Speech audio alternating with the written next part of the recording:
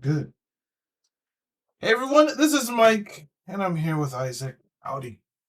And we're here to talk about some video games. More specific, talk about Randy Pitchford again, the guy behind the Borderlands series. He's on social media once again talking about something that's most likely going to make half the internet upset, but it's what he does. We have an article here from Games Radar that says Randy Pitchford is saying that the gaming industry is still just getting started.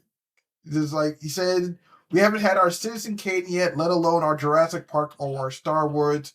We're still just figuring this shit out.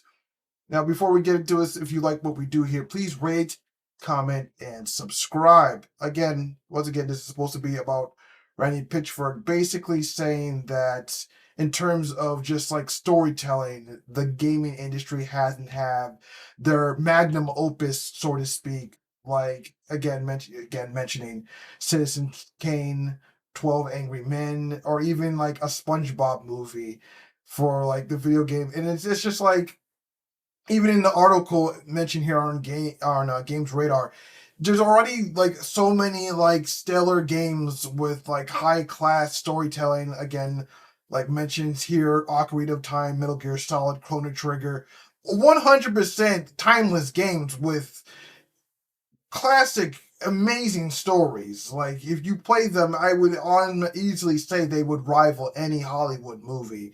So to say that we haven't had like a game that rivals that is, I honestly, is a very ignorant thing to say coming from Randy Pitchford putting out these like Borderlands game where they have some of the most atrocious, especially Borderlands 3 and 4 pretty much having the most quote unquote millennial writing you could think of, where it basically tries to be snarky and cheesy and have what you would call it, Marvel style writing. Effectively, yeah, Marvel movie style writing where everything has to have a punchline, everything has to be taken lightly and not as seriously as it's supposed to be. I think it's kind of absurd for him to say. I mean, what do you think, man?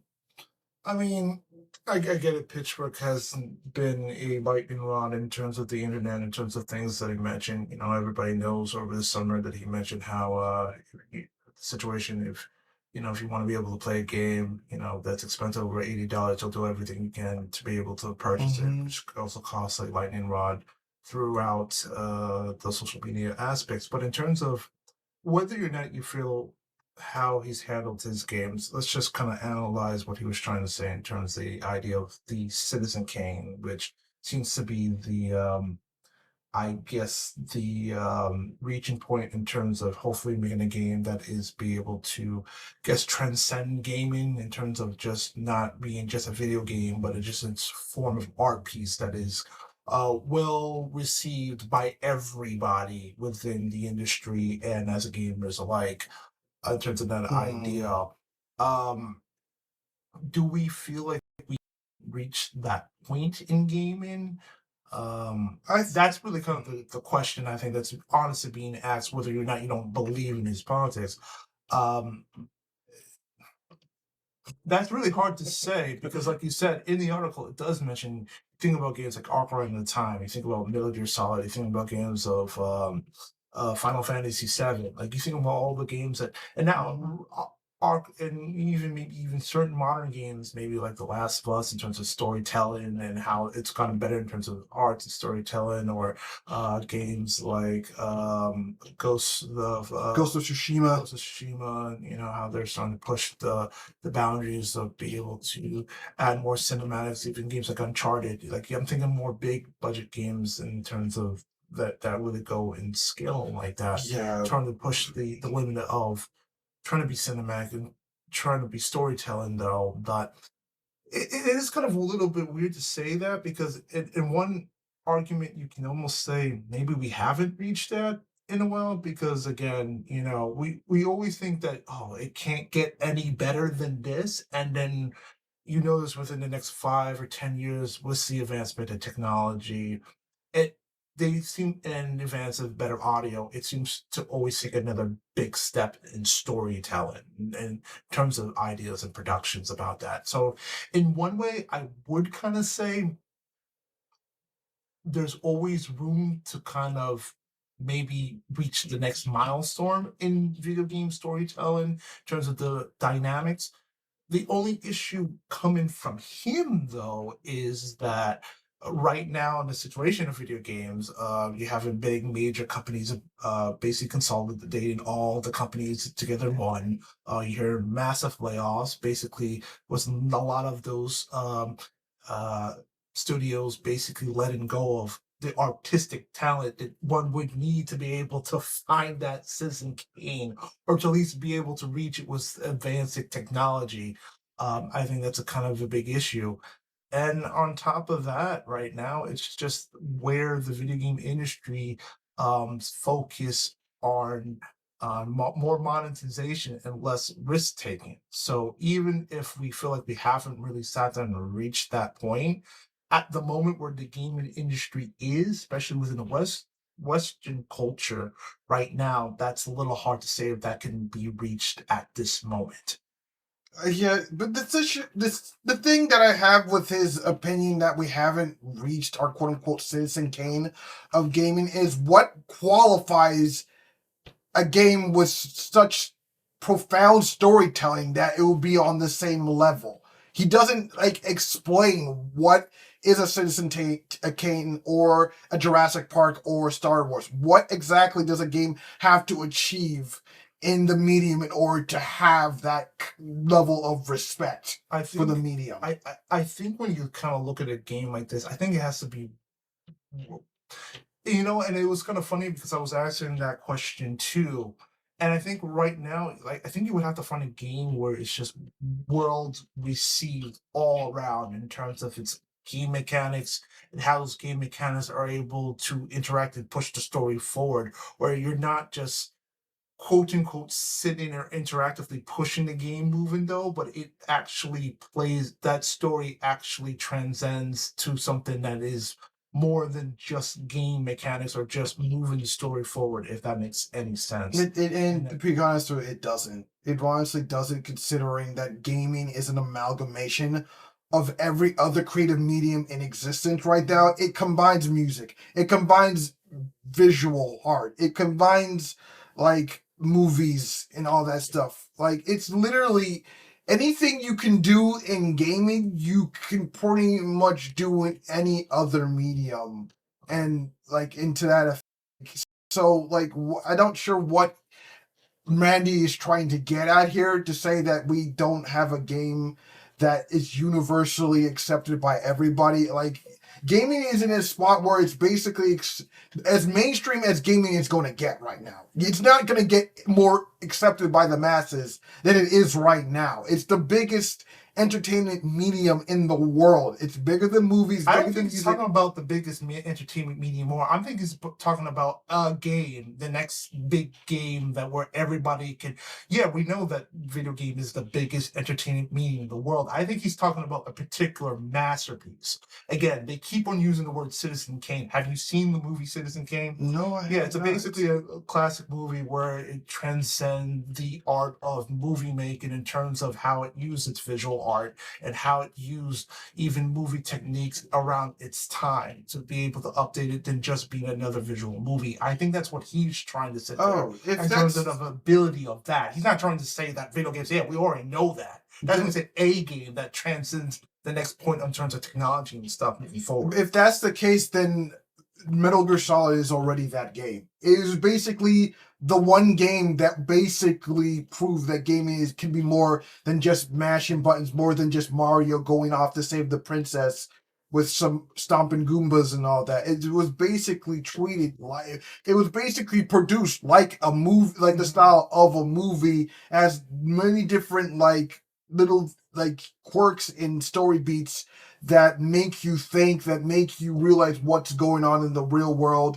In fact, a lot of the Metal Gear Solid games are like this. Like Metal Gear Solid 2 with Kojima's writing was basically something that has only gotten more relevant with time, especially if you ever played Metal Gear Solid 2 Sons of the Patriots. I mean, it's not even Sons of the Patriots. That's Metal Gear Solid 4. That's Metal Gear. I'm sorry, I got the numbers in. Metal Gear Solid for Sons. Metal Gear Solid 2. I believe it was Sons of Liberty. I believe it was. In fact, I need to remember the name because it's just like the Metal Gear Solid 2. Yeah, I'm talking about Metal Gear Sons of Liberty. Sons of Liberty. Because said Metal Gear Solid 2 at that. I could have just said that because I was thinking of the Metal Gear Solid Guns of the Patriots for Metal Gear Solid 4. I was getting the two subtitles mixed up. It was Snake Eater. Yeah, I know that. But again, back to what I was trying to. The point I was trying to make with Metal Gear Solid 2. The story has only gotten more relevant as time went on, as the whole situation with Raiden and learning about the Patriots and learning that it was basically a gigantic psyop with the U.S. government trying to control the nations and moving on to the world, basically saying that we want to control the flow of information, control what people see, control what people think. Basically, a storytelling, basically an entire situation of a government basically saying that the citizens don't deserve free will.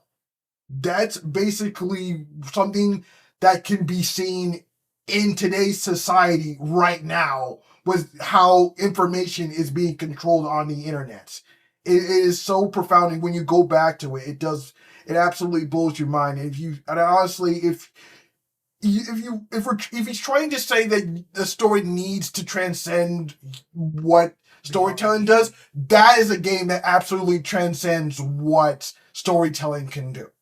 So I don't know what he's going at saying that we haven't had our Citizen Kane moment yet.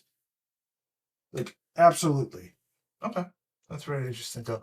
Do you think there could be another game that is able to surprise, take that another step in the industry right now with everything that's happening too? Because again, with technology expanding, I know AI gets thrown into a part, but it will be part with another situation. Do you think with the realm of technology moving the way it does? Do you think we could take another renaissance and boost into taking the story, like you said, with how Metal Gear Solid 2 is? Because I think I think one of the reasons too, before you answer that question too, I think you got look at a guy like Kojima, especially like his team's development part of the projects. He's all about blending the movie aspects within gaming, and he's always been that guy who's been willing to take risk and be very innovative with in-game and storytelling together. Again, like look at both the Dark Stranding games too. Death Stranding. Death Stranding games, sorry. Where he is willing to kind of push the envelope, or you think about maybe even games like Baldur's Gate 3, which I don't think even transcended anything, but it was definitely a good game in terms of storytelling, in terms of choosing your own adventure and having a story that isn't completely static. Correct. Yeah. So yeah. So but those elevations. But I'm sorry. It's just that. But to answer the question, yes, I do still think that there is still a chance that we can go higher, especially in the age of AI, creating a story that adapts to the player and potentially uses real world information to shape a narrative just for you. That could be it. But then again, the issue with that is that because everyone's not using AI to have an adaptive story, means that everyone's not going to have the same experience. So maybe that might not be it. Maybe it will. Maybe it might not. But I do think if somebody could make use of AI to create something extraordinary, yes, we could go a step higher. Okay. But overall, I just believe that Randy is just saying stuff when it comes to. I think he is just saying stuff. He's just trying to create conversation. And that's okay. I mean, it's okay to make a little bit of conversation too. It's not that everybody needs to make sense, because even though I think what he's saying is very bold. Very bold. and he's just thinking like romantically dreaming wise. Yeah. The reality of the situation, like we mentioned about the game in itself, really doesn't lend any credence that we're actually heading to that moment of trying to make these bolder, I guess, transcending games, especially at the moment. There's just like we can't we when it comes to just like how we approach the medium and just be able to what we can achieve. I think that we've already like gotten to a point where I think it should already be respected on the same level as movies and music and artwork in general. Because again, overall, I'm just saying that like we already gaming is already, when in terms of storytelling, is already at a high point, and I really think, obviously, I think it could go a little higher with AI, but just overall, I just feel like that he is just. I feel like he just wanted to say something like something that was performed, get people's, try to jog people's like conscious of what we can achieve. And I just feel like it's. I Just think like, he's just trying to be like a dreamer. yeah, And it's tries just to push like around what he thought about the topic, though. yeah. And even if you think about it too, especially within the current state in terms of how people talk about video games too right now. Like, I mean, let's just say if there someone were able to figure out with the advancement of technology to be able to push it at that realm and be able to quote unquote transcend it. You live right now in today's current climate and how people view video games. You feel like, especially in terms of where everybody's ideologies are, in terms of stances for it, you always feel like every video game right now is either trying to push an agenda or a medium right now. I feel like at that point, that game would probably be butchered and ripped apart with so many critics, even us included, on these social medias and platforms. It would have been destroyed and torn apart. You would worry about more where the game's stance is versus the art itself. Like, we would never even get to the art of what it does correct before we sit down and criticize what it isn't. And that would also be another interesting situation if we were ever to realize that Citizen King like game, even with today's advancement in technology. Yeah, well, if someone who's truly creating and has a vision, I think they'll be able to push past the noise. I don't know. I don't think it's the person who's created will push past the voice. I know that the people. I know you're trying to. I know what you're trying to suggest, that the people are going to overanalyze and deconstruct what he's trying to say with the message of the story that he's trying to create. And yeah, people always do that. The people have been doing that before our current political landscape, and people will continue to do that into the future. But if someone has a future, they should not be afraid to put their what they believe out there, and their vision that they have in the storytelling out there. But again, at the same time, these are still video games. These are still products that are meant to be sold, and people aren't going to spend like $60 to $90 to be lectured, obviously. So if you have a story and a vision, you're gonna have to make sure it's a story, that vision that a lot of people can agree on. If you don't, if you have something that's going to be divisive, that's okay too. Just expect a lot of people to be harsh on it. All right. Yeah, but that's it. That's really all that we have to say for this topic. What do you think about Randy Pitchford's opinion on the state of storytelling in video games? Do you think we've already had our Citizen Kane moment in gaming? And if so, what game do you think it is? Let us know in the comments. And if you like what we do, please rate, comment, and subscribe. I'm Mike with Isaac, and we are saying peace.